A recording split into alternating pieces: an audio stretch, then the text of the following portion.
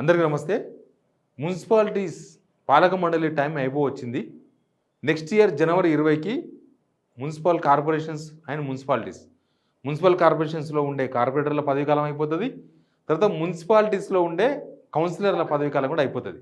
మొత్తం రాష్ట్ర వ్యాప్తంగా 129 మున్సిపాలిటీస్ ఉన్నాయి. తెలంగాణలో 13 మున్సిపల్ కార్పొరేషన్స్ ఉన్నాయి. ఆ వీళ్ళ పదవి పాలక మండలి మొత్తం అయిపోతుంది. మున్సిపల్ చైర్మన్స్, తర్వాత మేయర్లు అందరి పదవి గోయిందా. కానీ నెక్స్ట్ ఎలక్షన్ జరుగుతుందా జరగదా, ఇది ఒక పెద్ద బ్రహ్మవార్తలాగా తయారైంది. ఎందుకంటే మన దగ్గర జనవరి 31కి సర్పంచ్ల పదవీకాలం అయిపోయింది. జనవరి 31 అయిపోతే ఆల్మోస్ట్ ఇది ఎంత నెల, నవంబర్ దాకా వచ్చినాం. ఎలక్షన్ ఎప్పుడు జరుగుతుందో నో క్లారిటీ. సర్పంచ్ ఎలక్షన్ ఎప్పుడు జరుగుతుంది, ఎంపీటీసీ ఎలక్షన్ ఎప్పుడవుతుంది, ఎంపీటీసీ జెడ్పీటీసీ టైం కూడా అయిపోయింది. అప్పుడే అసలు ఏమీ లేదు. దానికి జనవరి జరుగుతుందా, ఫిబ్రవరి జరుగుతుందా, ఇంకా ప్రొలాంగ్ పోతుందా, ఈ కులగణన ఏందో, లెక్కలేందో, తేలాలేందో ఇదంతా తేలే వరకు ఆ ఎలక్షన్ జరగదు. గ్రామాల్లో స్పెషల్ ఆఫీసర్ల పాలన నడుస్తుంది. మొత్తం గ్రామాలను కూడా మట్టి కొట్టుకుపోతున్నాయి. ఎందుకంటే స్పెషల్ ఆఫీసర్ల పాలన అనేది అదొక రాష్ట్రపతి పాలన టైప్ ఉంటుంది. ఊర్లో ఓ సర్పంచ్ మన ఊరికి సీఎం లాగా, ఓ గవర్నర్ లాగా సర్పంచ్ పాలన, ఈ స్పెషల్ ఆఫీసర్ పాలన ఎట్లుండాలో అట్లే ఉంటుంది. పాలకుల పాలన ఎట్లుండాలో అట్లా ఉంటుంది, డిఫరెంట్ ఉంటుంది. ఇప్పుడు ఏమైందంటే మరి ఈ మున్సిపాలిటీస్లో ఎలక్షన్ జరుగుతుందా జరగదా, ఈ కార్పొరేటర్ల పదవీకాలం అయిపోయినాక నెక్స్ట్ ఏం జరగబోతుంది. ఓ గ్రామ పంచాయతీలో ఎలక్షన్ జరగపోనికే కులగణన ఒకటే కారణమై ఉండొచ్చు. ఇప్పుడు ఎలక్షన్ జరిగితే ఎవరు గెలుస్తారు, ఎవరు ఓడిపోతారో అది వేరే కారణమై ఉండొచ్చు. సర్పంచ్ ఎలక్షన్స్ జరిగితే వేరే ఉంటుంది. గవర్నమెంట్ ఉన్నప్పుడు గవర్నమెంట్ మీద ఎంత తీవ్ర వ్యతిరేకత ఉన్నా కొంత ఫెచ్ గవర్నమెంట్కే ఉంటుంది. ఎందుకు ఉంటుంది అంటే ఈ పెద్ద రాజకీయాలతో సంబంధం లేని ఎలక్షన్. సర్పంచ్ ఎలక్షను పెద్దగా పార్టీలను చూసి ఈయన మా పార్టీ ఈయన మీ పార్టీ ఉండడు. ఊర్లో ఆయనకున్న సంబంధాలు, ఊర్లో ఆయనకున్న వ్యవహారాలు, ఇంకా పైసలు గీసలు మొత్తం అధికార పార్టీ అన్నాక కొంచెం ఎమ్మెల్యే ఇన్వాల్వ్ అవుతారు కదా. ఎమ్మెల్యే ఇన్వాల్వ్ అవుతారు, మనుడు అని చెప్తాడు. ఆ ఎమ్మెల్యే మనిషి అయితే గెలిపించుకుంటే మాకు పనులు అయితే అనుకుంటారు. అది పార్టీ గుర్తు మీద జరిగేది కాదు. కాబట్టి దానిలో ఏమైనా జరగదు. ఈ మున్సిపల్ కార్పొరేషన్కి వచ్చే వరకు మొత్తం రాజకీయాలు. ఎమ్మెల్యే ఎలక్షన్స్ కన్నా దారుణంగా ఉంటాయి. ఎమ్మెల్యే ఎలక్షన్స్ కన్నా ఇంకా క్షుణ్ణంగా, ఇంకా బాగా రగడ ఉంటాయి అన్నమాట మున్సిపల్ ఎలక్షన్స్. ఎందుకంటే ఇంకా స్థానిక ప్రజాప్రతినిధి కదా. ఎమ్మెల్యే అంటేనేమో ఓ 1000 కాలనీలకు ఓ ఎమ్మెల్యే ఉంటారు.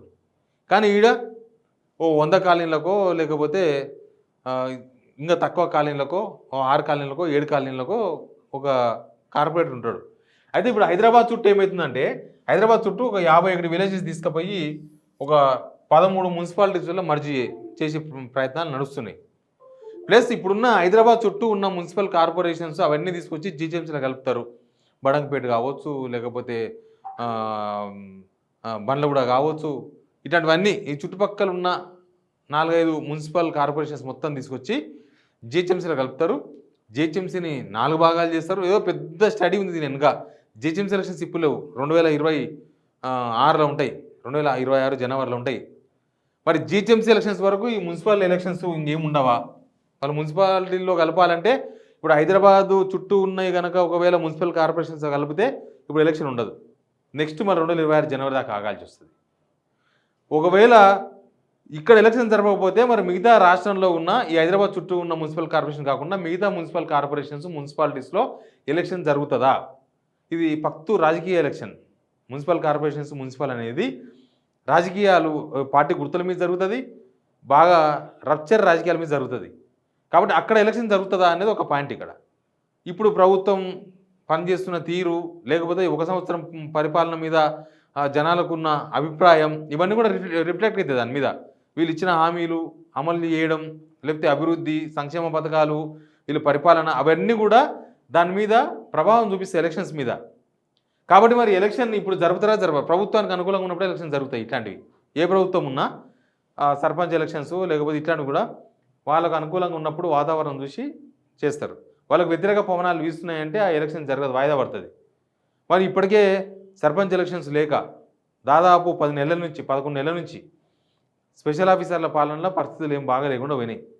గ్రామ పంచాయతీ సిబ్బందికి జీతాలు కూడా వెళ్తలేవు. అట్లాంటి సిచ్యువేషన్లో మరి ఇక్కడ మిగతా కార్పొరేషన్స్ మున్సిపాలిటీస్లో ఎలక్షన్ జరుగుతుందా జరగదా? దీనికి ప్రభుత్వం ఇప్పటిదాకా క్లారిటీ ఇవ్వలేదు. కసరత్తు కూడా జరుగుతలేదు. కనీసం కసరత్తు అన్న స్టార్ట్ కావాలి. ఎందుకంటే పదవీకాలం అయిపోయడానికి ఎలక్షన్ జరగాలి. జనవరి 20కి నెక్స్ట్ ఇయర్ జనవరి 20కి పదవీకాలం అయిపోతుందంటే ఆల్మోస్ట్ డిసెంబర్ ఎండింగ్ లేకపోతే జనవరి ఫస్ట్ వీక్లో ఎలక్షన్ జరగాలి. ఈ హైదరాబాద్ చుట్టూ జిహెచ్ఎంసీలో మర్జ్ అయితేనే వదిలేద్దాం.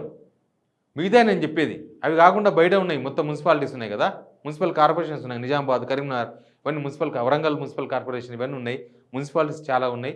మరి అవన్నీ ఎలక్షన్ జరపాలనేది డౌట్గా అనిపిస్తుంది.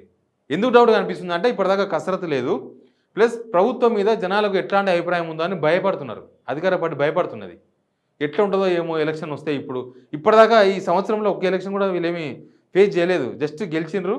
ఆ లోక్సభ ఎలక్షన్ అయ్యింది, అది జరిగింది, అయిపోయింది. కానీ మిగతా ఎలక్షన్స్ ఏవి జరగలేదు, ఒక్క ఎలక్షన్ కూడా జరగలేదు. ఒక బై ఎలక్షన్ జరిగితే ప్రభుత్వ పనితీరు మీద కొంత జనం నాడిందో అర్థమవుతుంది. ఇంకేదైనా ఎలక్షన్ జరిగితే కొంత పార్టీ గుర్తుల మీద జరిగితే అట్లా కూడా తెలుస్తుంది. కానీ ఇప్పటిదాకా ఏం తెలియదు, ఇది రంగు లేదు, రుచి లేదు, వాసన లేదంటే అయిపోయింది ఇక్కడ. కాబట్టి ఆ ఎలక్షన్ జరుగుతుందో లేదో అది కూడా డౌట్గా అనిపిస్తుంది. ఇంకా ఈ మున్సిపల్ కార్పొరేషన్స్, దీనిలో మర్జు, జిహెచ్ఎంసీ నాలుగు ముక్కలు, బ్రెడ్ కోసినట్టు కోస్తారు, ఇవన్నీ జరుగుతున్నాయి. అది జరుగుతుందో జరగదో తెలియదు.